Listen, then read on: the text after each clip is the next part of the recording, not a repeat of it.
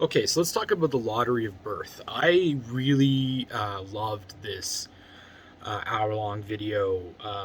I thought it raised amazing points.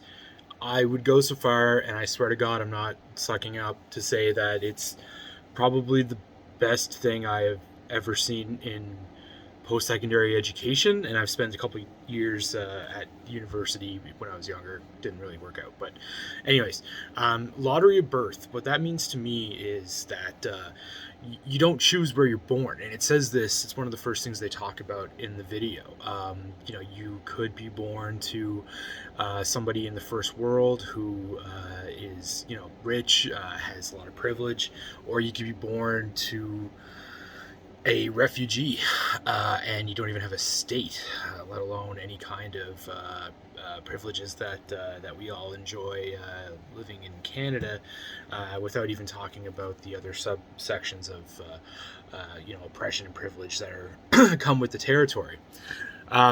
So the statement that really stuck out to me was the idea that it was an Orwell quote, that all there's no such thing as non-political art, or the idea of artwork being non-political is in itself political. This is something that I've been saying to people my age and younger for a long time.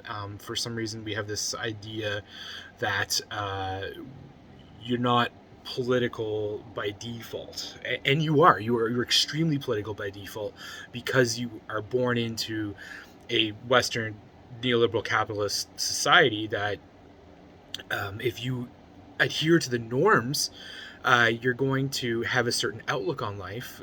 For instance, you're going to look at things like wealth as something maybe that you earn, as opposed to objectively most people are born into, or they have a lot of privilege that contributes to them doing that. And of course there is social mobility, but not nearly as much as our society tells us there is.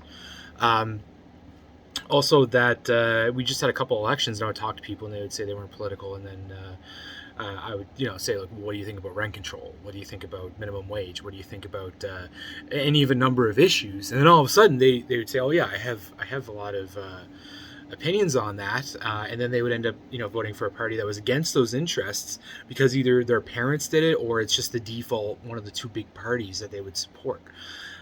So this really hit home for me. I really, really appreciated this documentary. It just went out of its way to show you that not having an ideology is an ideology. Like the old Rush song, Free Will, would say, choosing not to decide is a choice.